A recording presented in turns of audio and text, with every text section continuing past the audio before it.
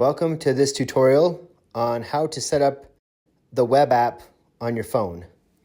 This is specifically for an iPhone, but I believe it can be applied to an Android device as well. So first I come to bodysoulschool.com. Then I click on the three dots in the top right corner. Once I click on those, a drop-down will appear and I'll click Login. I'll then put in my username and password, which would be an email and a password, and then I'll log into my account. I'll then scroll down and I'll click on Awakening Unplugged.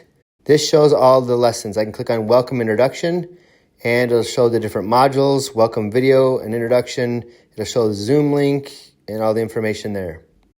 When I'm done with a module, I can click Mark Complete in the top right corner. To save on my device, I can click on the square below with the arrow pointing up.